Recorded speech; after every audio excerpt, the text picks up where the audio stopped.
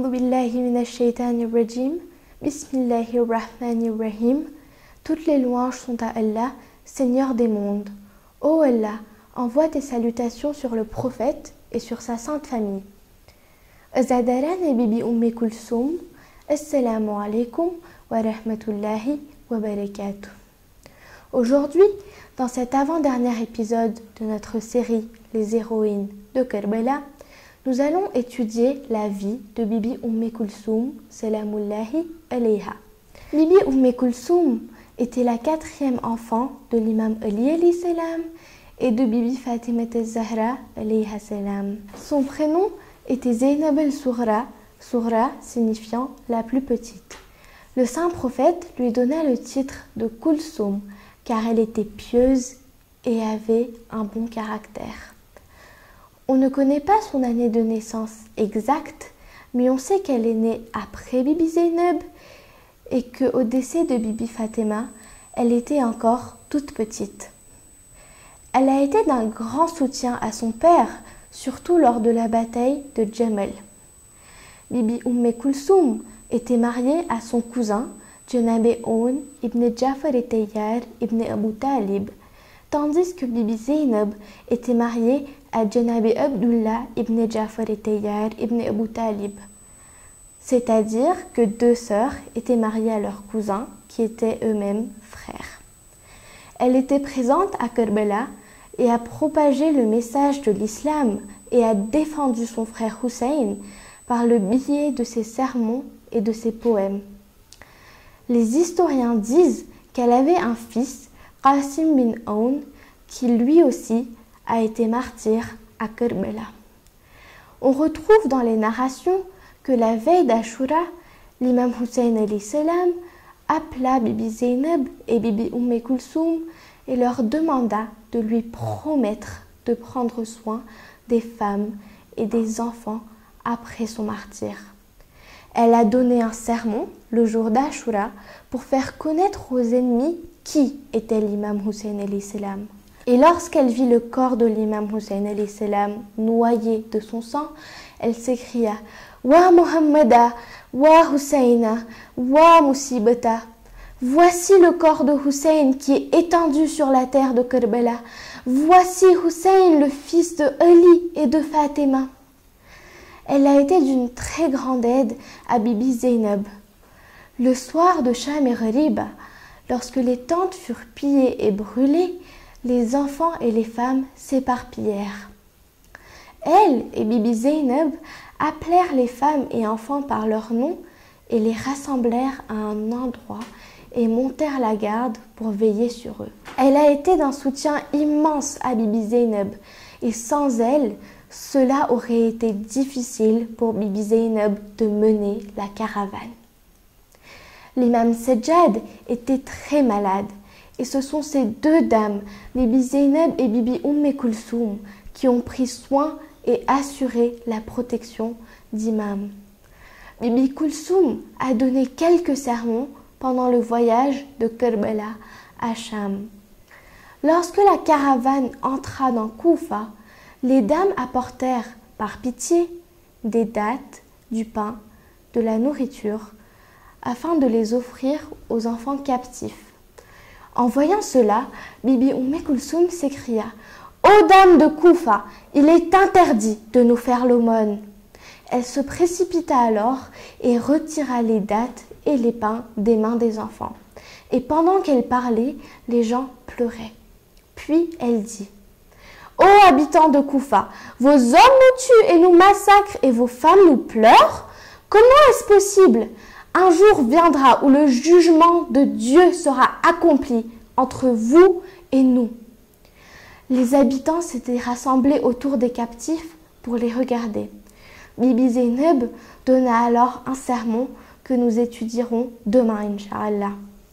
Puis, Bibi Umm Kulsoum y donna un sermon historique. Elle souhaitait secouer les gens de Koufa et réveiller leur conscience endormie. Elle réprimanda les gens de Koufa en leur disant « Ô habitants de Koufa, malheur à vous!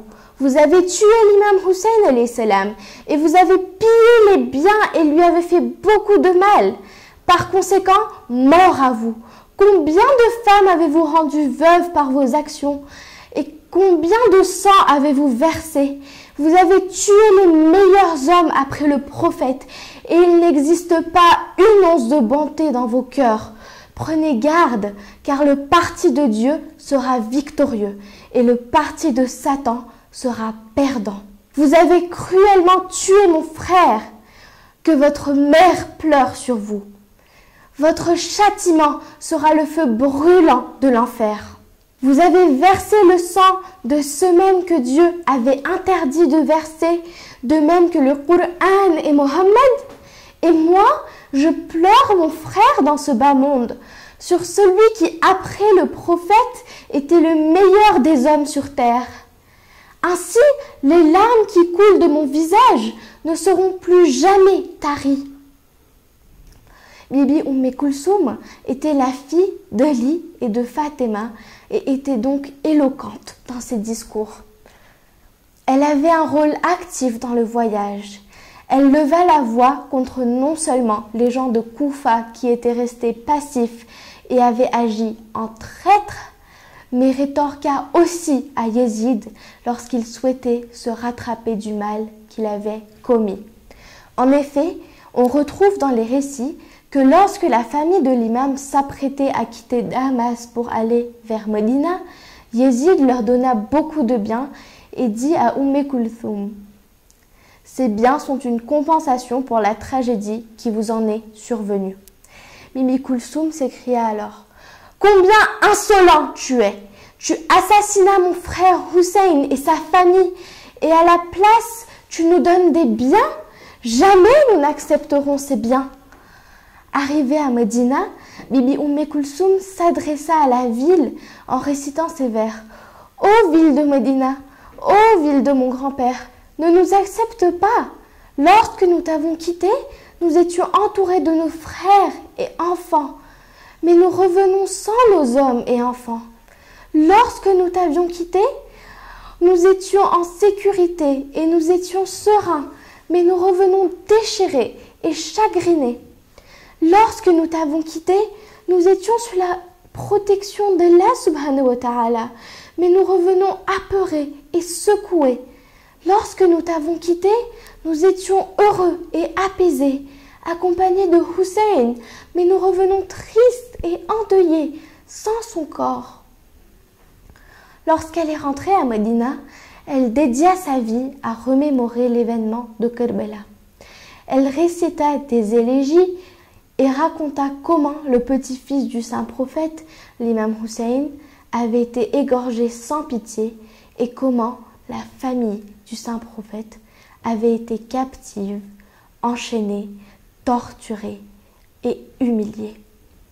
À Médina, elle avait pour habitude de rassembler les femmes de la communauté pour leur informer et leur expliquer combien il était important de faire des rassemblements de deuil et des majalis. Les leaders omeyyades ne supportaient plus de la voir répandre continuellement le message de Kerbela. Ils l'ont mis sous surveillance pour qu'elle cesse d'organiser des majalis. On ne sait pas exactement quand est-ce qu'elle décéda, mais beaucoup d'historiens pensent qu'elle décéda 4 mois et 10 jours après son retour à Médina. Elle serait enterrée à Jannatul Baqi ou au cimetière de Babou Sarir à Damas. Ce qu'on retient de la vie de Bibi Kulsoum est son soutien sans faille à son père, l'imam Ali, et à ses frères, l'imam Hassan alayhi salam et l'imam Hussein alayhi salam. Elle a été un pilier et le bras droit de Bibi Zainab lors des événements après Kerbela. Voici la question du jour. Quelle est cette dame que l'imam Sajjad appela celle qui savait sans qu'on l'ait enseignée? Vous avez jusqu'à demain soir, 18 h de Madagascar, pour écrire votre réponse en commentaire sous cette vidéo sur la page Instagram de Baboul Hidayet. Nous nous retrouvons demain, Inch'Allah, pour le dernier épisode de notre série. Wassalamu alaikum wa rahmatullahi wa barakatuh.